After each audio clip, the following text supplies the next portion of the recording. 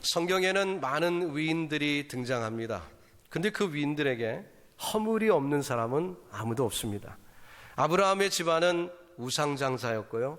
야곱은 인격적으로 이 거짓말, 속임수가 문제였습니다. 요셉은 아버지로부터 많은 사랑을 받았으나 사랑을 받지 못하는 형들에 대한 배려하는 마음이 없었습니다. 라합은 기생이었고 다윗은 불륜과 살인을 저질렀던 흉악범이었습니다.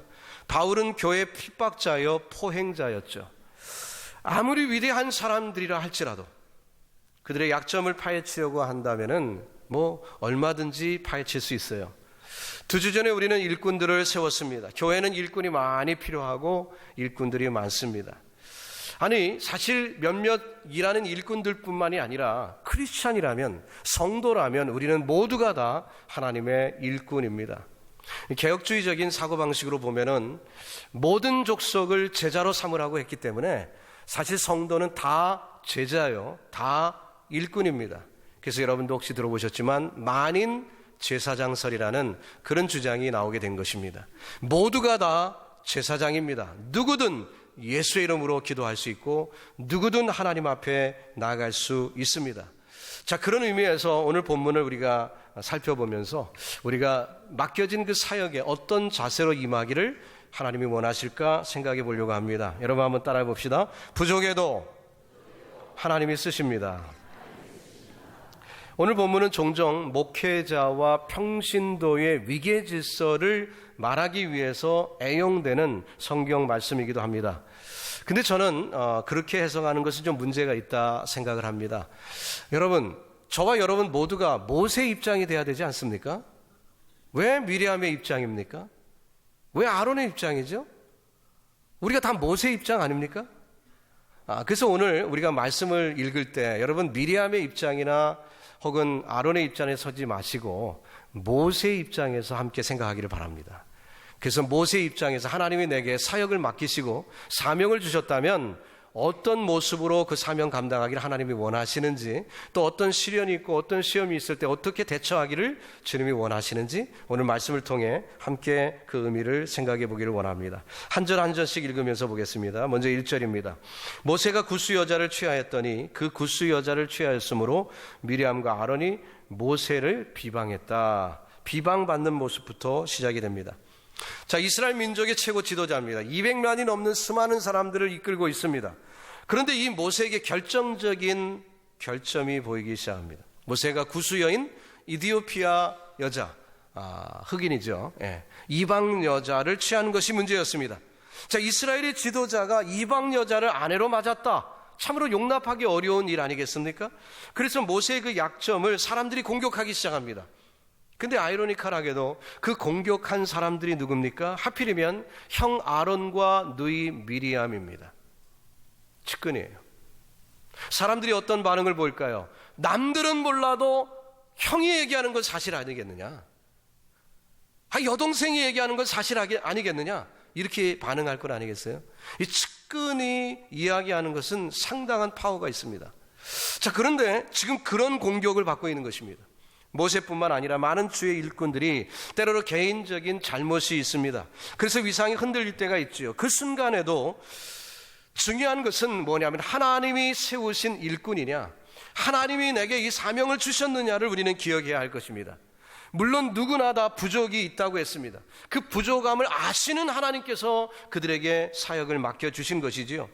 허물 없이 거룩하고 완벽한 모습으로 하나님의 일을 잘 감당하면 얼마나 좋겠습니까마는 그런 사람은 지구상에 단 한 사람도 없었고 앞으로도 없을 것입니다. 모든 사람이 죄인이기 때문에 그렇습니다. 그러나 인간은 넘어질 수밖에 없는 존재죠. 털면 먼지 안 나는 사람은 아무도 없는 것입니다. 세상에서 마주 쓰이는 그런 표현이기도 합니다만 이 털면 반드시 먼지 나게 돼 있죠. 본문의 모세도 약점이 있었습니다. 다윗도, 바울도, 베드로도, 우리가 존경하는 성경의 수많은 인물들 다 약점이 있었습니다. 중요한 것은 그럼에도 불구하고 하나님이 그들을 쓰셨다는 거예요. 다시 따라해 볼까요? 부족해도 하나님이 쓰십니다. 비록 여러 가지 약점이 있지만 자신이 하나님 앞에 세움받은 사실, 그 일을 우리는 확인하고 그 위대한 사명 앞에 우리는 순종하는 것입니다. 그러나 그렇게 할 때 세상 사람들이 어떤 반응을 보일까요? 야, 당신은 위대합니다. 좋은 일을 맡았습니다. 하나님을 위하여 열심히 일합니다. 감사합니다. 축하하고 박수 쳐질 것 같습니까? 그렇지 않습니다. 어떤 반응이 올까요? 위선자라고 말할 것입니다. 위선자. 허물을 볼 때마다, 허물이 보일 때마다 위선자라고 말할 거예요. 그것은 아주 자연스러운 일입니다. 왜? 허물이 있으니까. 당연하지요. 그러나 그들의 판단보다 더 중요한 이의 판단은 누구의 판단입니까? 하나님의 판단입니다. 하나님은 그 허물을 아시면서도 저와 여러분을 일꾼으로 삼으셨다는 것입니다. 중심을 보시는 하나님. 하나님께서는 저와 여러분이 세상에서 발가벗겨지고 수치를 당하고 욕을 먹어도 그 사명을 감당하라고 말씀하십니다. 십자가를 지시는 주님이 치욕을 당합니다. 갈보리 언덕으로 올라가는 길은 수치스러운 일이었습니다. 여러 시간 동안 벗겨진 모습으로 사람들 앞에 수치를 당하는 그것, 바로 그것이 십자가의 길이고 마땅히 우리가 따라가야 할 주님의 길입니다. 그러면 우리도 당연히 수치를 당하는 거예요. 주님은 우리 때문에 수치를 당하셨지만, 죄 없으신 분이, 우리는 당연히 허물 많으니까 수치를 당하는 것이 마땅한 것입니다. 이상히 여길 필요가 없어요. 여러분 혹시 수치를 당하시는 적이 있습니까? 욕을 먹습니까? 맞습니다. 당연한 거예요. 오늘 모세도 그 일을 당연히 여기고 있습니다. 자, 2절로 넘어갈까요? 그들이 이르되 여호와께서 모세와만 말씀하셨느니라 우리와도 말씀하지 아니하셨느냐 하매 여호와께서 이 말을 들으셨더라. 자, 모세를 공경하는 아론과 미리암이 처음에는 이방 여인 취한 것을 가지고 시비를 걸기 시작했습니다. 도덕적인 문제를 가지고 나왔죠. 이스라엘의 지도자가 하나님의 종이라고 하는 사람이 이방 여자를 아내로 맞다니 모세는 자격이 없다, 뭐 그런 얘기죠. 공격합니다. 그런데 그것이 그들이 문제로 삼은 데는 사실 저의가 따로 있었던 것입니다. 즉 그들이 모세를 이렇게 비방하는 것은 그들 스스로 중심이 되기를 원하는 욕망이 있었다는 거죠. 근데 이 욕망이라는 것을 생각해 보다가 성경을 여러분 늘 읽을 때는 앞뒤 전후 문맥을 봐야 되거든요. 앞으로 돌아가서 11장에 어떤 사건이 있었느냐를 돌아보면 참으로 참담하지 않을 수가 없어요. 11장에 어떤 사건이 있습니까? 만나만 먹다가 지쳐버린 그들이 실증이 나니까 하나님께 컴플레인합니다. 그래도 애굽 종살이 때는 고기 몇 점 먹어봤는데 이거 맨날 만나만, 아침에도 점심에도 저녁에도 만나만 먹다니 이거 너무한 것 아닙니까? 하고 그들이 하나님께 컴플레인을 합니다. 그래서 하나님이 어떻게 하십니까? 메추라기를 주시죠. 근데 그들의 성경의 표현대로 하면 이 사이에 메추리가 아직도 끼어 있을 때 하나님께서 그들을 치셔서 수많은 사람들이 죽습니다. 근데 그 지명을 너무나도 곤혹을 당했기 때문에 그들이 그 지명을 새롭게 하는데 그 지명을 뭐라고 불렀냐면 기브롯 핫다라고 지명을 명명했습니다. 그 말의 뜻은 욕망의 무덤이라는 것입니다. 욕망의 무덤. 자, 만나와 메추라기 이 사건과 욕망이 무슨 관계에 있습니까? 거기에 밑에 깔려있는 이야기들이 있다는 거죠. 그들이 컴플레인한 것이 단순한 컴플레인이 아니었다는 것입니다. 어떻게 보면 모세의 세력을 전복시키려는 하는 그런 세력들이 있었다는 거죠. 그렇기 때문에 그들이 욕망을 가지고 만나에 대한 컴플레인으로 대중들에게, 사람들에게 소문을 내서 모세의 영도력을 흐트러 놓으려고 했던 거죠. 그래서 그것이 욕망의 무덤이라는 이름을 가진 것입니다. 욕망의 무덤. 이것은 단순히 먹는 문제가 아니었던 것입니다. 이것은 욕망의 문제였어요. 근데 그 욕망의 무덤에서 수많은 사람들이 죽은 직후에 지금 12장에 와서 그렇게 어려움을 많이 당했고 그렇게 어려운 사건들이 벌어졌는데 아론과 미리암이 욕망 때문에 지금 이 일을 벌이고 있어요. 참담하지 않습니까? 욕망 때문에 수많은 사람들이 눈앞에서 죽어버리는 그 사건을 이 사이에 메추라기가 껴있는 그때에 경험했던 그들이, 그래서 이름까지도 욕망의 무덤이라는 지명을 만든 그들이 지금 똑같은 일을 저지르고 있습니다. 아론과 미리암의 논리는 이방 여인을 취하는 모세 같은 사람하고 우리같이 순결한 사람, 도덕적으로 아무 문제 없는 사람, 누가 더 하나님의 인정을 받아야 마땅하냐? 이렇게 비교를 하고 있는 것입니다. 그 근거로 그들이 제시하고 있는 내용은 여호와께서 모세뿐만 아니라 자신들에게도 말씀하는 분 아닙니까? 라고 증거로 제시를 합니다. 권면과 비방은 겉보기는 비슷해 보여도요, 질적으로 굉장히 다른 것입니다. 권면은 사랑이 전제가 된 거죠. 그러나 비방은 자기중심적인 것입니다. 권면은 상대방을 세우기 위하여 어떻게 하든 깨우침을 가져 상대방을 세우기 위한 것이지만, 비방은 무너뜨리기 위한 거예요. 동기도 다르고 목적도 다른 것입니다. 모세가 이방 여자를 취했습니다. 사실입니까? 아닙니까? 사실이에요. 거짓말 아닙니다. 분명한 진실입니다. 그러나 아무리 그것이 사실이면 뭐합니까? 동기가 잘못됐는데, 목적이 잘못됐는데요. 하나님은 중심을 보시는 줄 믿습니다. 여러분, 혹시 여러분의 삶 가운데 이런 뼈아픈 비난의 소리를 들어보신 적이 있습니까? 그런데요, 이 비난의 소리를 모세만 들은 게 아니라 오늘 본문에 보니까 모세보다도 더 먼저 들으신 분이 있어요. 누굽니까? 바로 여호와 하나님이십니다. 2절 맨 마지막에 아주 중요한 성경 구절이 나오죠. 여호와께서 이 말을 들으셨더라. 저는 성경을 읽다가 제 성경에 밑줄을 긋어요. 여호와께서 이 말을 들으셨더라. The Lord heard this. 하나님이 들으셨다. 이게 얼마나 위로가 되는지 몰라요. 하나님이 아시지. 하나님이 들으셨다. 자, 그들의 주장은 모세의 능력, 아이고 모세만 있는 게 아니라 우리도 있다, 이렇게 비교를 합니다. 근데 지금 보세요. 사람들은 그 소리만 듣겠죠. 하나님은 동기도 아시고요, 중심을 아시기 때문에 목적도 아십니다. 하나님이 어떻게 하십니까? 물론 모세가 이방 여자 취한 것이 잘못이면 하나님께서 다룰 것이죠. 그런데 오늘 본문에 보니까 하나님께서 먼저 다루신 것은 악한 동기를 가진 아론과 미리암에 대한 것이었습니다. 갑자기 미리암의 피부에 문둥병이 발합니다.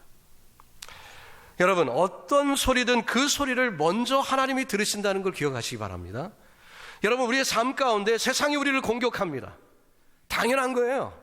아까도 말씀드렸듯이 그것은 너무나 자연스러운 것입니다. 왜? 우리는 허물이 많은 사람이니까 그런 공격 받을 수밖에 없습니다.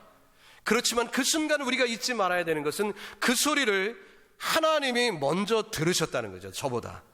하나님이.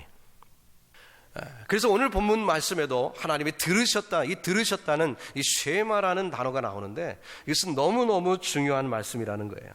우리는 그냥 흔히 읽어 지나갈 수도 있는 말씀이지만 특히 유대인들에게는 이게 굉장히 귀에 밝히 들어오는 쉐마? 하고 깜짝 놀라는 그런 말씀이라는 거죠. 근데 하나님이 그저 듣기만 하신 것이 아니라 들으신 것에 대해서 행동하시는 분이라는 뜻이 그 속에 담겨 있습니다. 하나님은 들으시고 마시는 것이 아니라 그 들은 것에 대해서 리스폰스 하시는, 반응하시는 하나님이에요. 그래서 그 말을 듣고 하나님은 행동에 벌써 옮겨놓고 시작을 하셨다는 것이 중요합니다. 연약한 사람이야 이웃집에 강도가 들어서 비명소리를 들어도 여러분 어떻게 하겠습니까? 총 들고 가겠습니까? 우리 집엔 총도 없는데요. 어떻게 하겠어요? 부엌칼이라도 들고 가겠습니까? 아니 상대방이 총 들고 있으면 어쩔 거예요? 예. 알고도 어떻게 할 수가 없어요. 듣고도 우리는 어떻게 할 수가 없어요. 해줄 수 있는 게 딱 한 가지, 경찰한테 연락하는 것밖에 없잖아요. 그게 최선이죠. 그럼 시간이 한참 지나서 경찰이 오면 강도가 벌써 강도지 다 타고 도망갈 수도 있어요. 참 난처한 거 아닙니까? 우리는 들어도 우리는 능력이 없어서 어떻게 해줄 수가 없는 거예요. 그러나 하나님은 어떤 분이십니까? 하나님이 들으셨다는 건 어떤 의미예요? 하나님이 그 비명소리를 들으시면 어떻게 됐겠습니까? 당장의 문제 해결해 주시죠. 할렐루야. 우리가 그 하나님이 어떤 분이신 줄 알 때 하나님이 들으셨다는 게 얼마나 큰 위로인데요. 여러분, 그 은혜를 누리시기를 주님의 이름으로 축원합니다. 4절 이하에 보면 갑자기 하나님께서 모세와 아론과 미리암을 회막으로 불러내십니다. 그리고 모세를 변명하시고 이어서 미리암에게 문둥병이 발생하죠. 사랑하는 성도 여러분, 여러분의 애통과 진심의 소리를 들으시는 하나님이 여전히 살아계심을 믿으시기 바랍니다. 누구예요? 하나님이. 그러므로 우리는 어떤 어려움 속에서도 능히 하나님이 우리에게 주신 사명을 지켜나가야 할 줄로 믿습니다. 다시 한번 따라해 볼까요? 부족해도 하나님이 쓰십니다. 예, 저와 여러분 부족하지요. 부족해도 하나님이 쓰십니다. 3절로 넘어갑니다. 이 사람 모세는 온유함이 지면의 모든 사람보다 승하더라.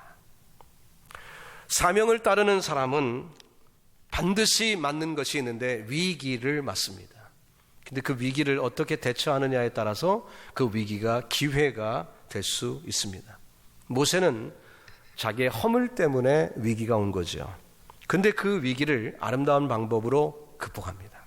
그가 대처한 방법을 성경이 뭐라고 요약해서 말씀하십니까? 온유라고 정의하였습니다. 온유. 모세가 하는 행동을 온유라고 말했습니다.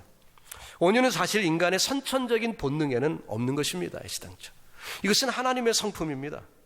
근데 하나님을 만난 자가 후천적으로 하나님을 신앙하고 하나님을 바라보고 하나님을 따르다 보니 우리에게 하나님의 영향력이 있어서 우리가 온유하게 되는 거죠. 존 캘빈이, 종교제학자 존 캘빈이 이런 얘기를 했습니다. 하나님을 바로 알 때 자신을 바로 이해할 수 있다. 전 100% 동의합니다. 하나님을 제대로 아는 사람이 자기 자신을 제대로 안다는 거예요. 무슨 얘기입니까? 하나님을 제대로 알고 하나님을 자꾸 바라보고 하나님을 신앙하고 하나님을 늘 섬기는 사람, 하나님을 가까이 두고 하나님을 늘 모시고 사는 사람은 하나님을 닮게 된다는 거예요. 닮게 된다는 거예요. 그래서 하나님의 성품이 그에게 온다는 것입니다. 모세의 경우가 그랬던 것이죠. 그는 인생의 어려운 순간 하나님을 만났습니다. 가장 힘들고 어려운 때 하나님이 그를 불러주셨습니다. 그래서 그를 민족의 지도자로 삼으셨습니다. 그는 순간순간 자기의 연약함을 뼈저리게 아는 사람이기 때문에 하나님을 앙망할 수밖에 없어요. 하나님을 바라보지 않고는 하루도 살 수가 없어요. 하나님의 지시대로 해야 되기 때문에 하나님의 지시대로 하루하루를 걸어가는 것입니다. 그래서 교만하게 자기 뜻대로 자기 마음대로 할 수가 없어요. 하나님을 바라봅니다. 당연히 하나님의 영향을 받습니다. 여러분, 부부가 닮는다고 그러죠. 왜 닮습니까? 늘 바라보니까 닮는 거죠. 마찬가지입니다. 여러분, 저와 여러분이 주님을 닮는 것은 우리가 하나님을 얼마만큼 섬기고 얼마나 가까이 지냈느냐에 따라서 달라지는 것입니다. 여러분에게 주님 닮는 모습 보여지기를 주님의 이름으로 축복합니다. 모세가요, 어느 정도 온유했습니까? 자기를 비방하는 미리암을 위하여 기도합니다. 13절에 보면 모세가 그 병을 고쳐달라고 부르짖어 기도합니다. 어떻게 이렇게 온유할 수 있을까? 생각해 보세요. 잠시 전까지 자기를 비난하고 자기 리더십을 흔들던 사람이에요. 그것도 믿었던 여동생이, 자, 그러면 얼마나 미움이 생기겠습니까? 여러분, 가까웠던 사람한테 실망하면 실망이 더 큰 거고요, 가까웠던 사람한테 미움이 생기면 미움이 더 큰 겁니다. 관계없는 사람에게 생기는 미움하고 비교할 수 없이 엄청난 큰 미움이 오는 거죠. 근데 모세가 이렇게 대합니다. 보통 사람 같으면 어땠을까요? 그거 참 고소하다. 얼마 전에 나 비난했지? 꼴 보기 좋다. 이럴 거예요. 그런데 모세는 그렇지 않습니다. 간절히 부르짖어 기도합니다. 그 당시에 이스라엘 백성들은 어땠습니까? 하나님의 뜻에 맞지 않는 기도하다가 처죽음을 당하는 사람들 많았던 때예요. 그러니까 이 부르짖는다, 하나님께 기도한다는 게 요즘 우리가 흔히 기도하는 거하고 다른 것입니다. 상당한 리스크를 가지고 한 기도예요. 자기의 목숨을 건 기도라니까요. 근데 모세는 잠시 전에 자기를 비방했던 미리암을 위하여 그렇게 기도했어요. 어떻게 모세가 이렇게 변할 수가 있을까? 하나님을 깊이 믿었기 때문인 줄로 믿습니다. 저와 여러분도 온유하신 예수님을 신앙하고 하나님을 깊이 믿을 때 이런 온유가 우리에게도 찾아올 줄로 믿습니다. 모세는 자신의 연약함을 뼈저리게 합니다. 자신의 근본부터 잘 알고 있어요. 여러분, 밝은 빛에 가면은 터럭 같은 이런 먼지도 다 보이는 것 같은 원리입니다.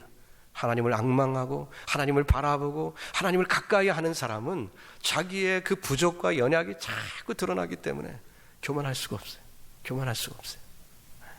바로 모세의 모습입니다. 그러나 하나님과 대면하며 살고 있었습니다. 하나님의 영광을 보고 있습니다. 그래서 오늘 제가 시작하는 기도를 할 때도 그 기도를 했습니다. 하나님, 오늘 우리 가슴에 하나님의 영광을 담게 하여 주시옵소서. 저는 이것이 해결점이라고 생각합니다. 저와 여러분의 인생의 가장 중요한 문제들, 그 문제거리가 문제가 아니라 결국 우리 가슴에 하나님의 영광을 담지 못했기 때문 아닙니까? 우리가 하나님의 영광을 담으면 우리는 모세처럼 용서할 수 있습니다.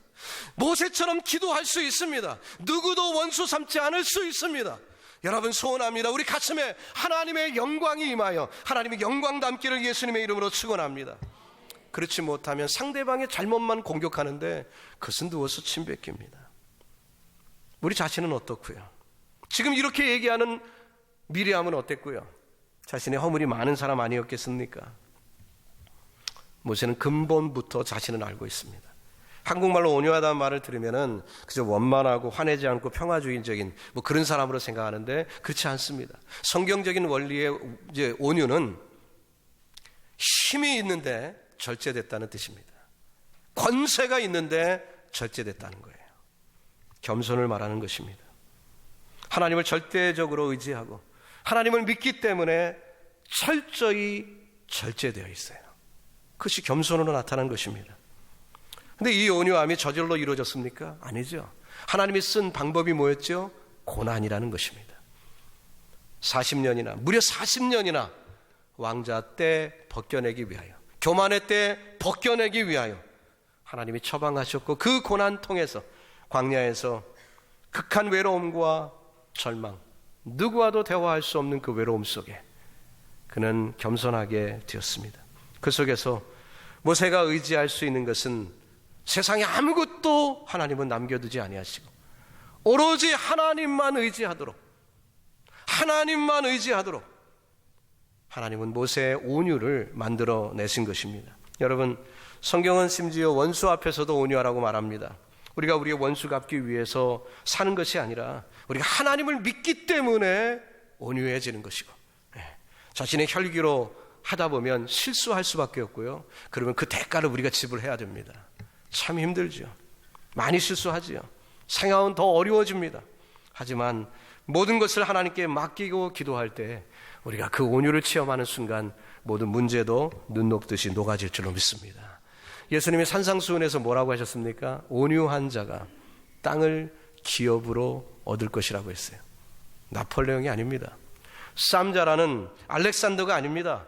그들이 땅을 차지하는 것이 아니라 온유한 자가 땅을 차지한다고 했어요. 그러면 무슨 얘기입니까? 우리가 온유하면 부동산이 늘어난다는 뜻인가요? 그 뜻이 아니라 이 땅을 차지한다는 것은 통치력, 다스림, 다시 말하면 영향력을 얘기하는 것입니다. 영향력이 있게 된다는 거예요. 제가 어린 시절 하나님의 부름받아 목사가 되었습니다. 저는 신학교 교수도 혹은 다른 어떤 기관의 목사도 혹은 선교사도 아니라 정말 목회하는 목사가 되고 싶었어요. 그래서 공부를 마치고 빠른 시간 어떻게 하면 빨리 교회를 시작하고 싶었습니다. 근데 제 자신을 돌아보니 저는 목사 아들도 아니고 제 주변에 저를 밀어줄 만한 훌륭한 목사님들도 안 계세요. 저는 부목사로 이렇게 심우했던 교회들이 다 조그만 교회들이었어요. 그래갖고 한번 밀어줄 만한 목사님도 주변에 안 계세요. 나는 개척교회밖에 없다. 그래서 저는 그렇게 생각했고 어린 나이 32살 정말 어린 나이에 조그만 18명 모이는 교회에 이제 개척교회를 맡아서 시작을 했습니다. 하나님이 은혜를 주시니까 9개월 만에 100명이 되고요. 4년 만에 200명이 되고 4년 반 만에 10,000스퀘어피트가 넘는 자체 성전 건축하고요.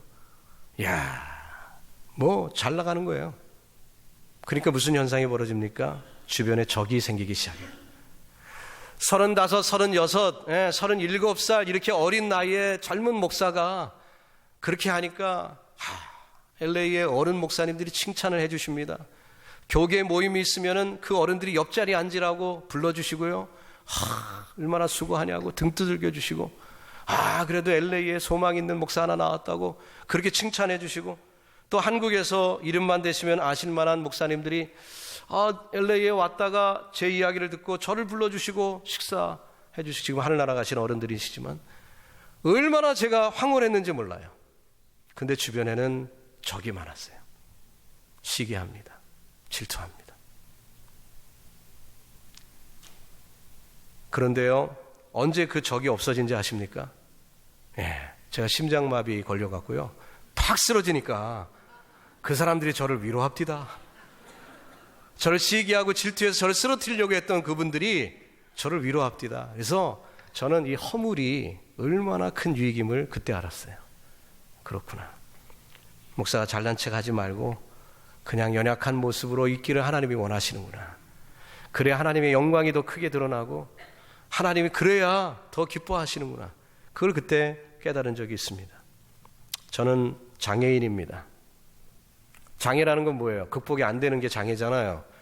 저 심장, 극복이 안 되는 심장이니까 장애인이죠. 그러나 하나님이 쓰십니다. 여러분은 어떤 장애가 있습니까? 여러분에게는 어떤 허물이 있습니까? 하나님은 여러분을 쓰시기를 원하세요. 다시 한번 따라해 볼까요? 부족해도 하나님이 쓰십니다.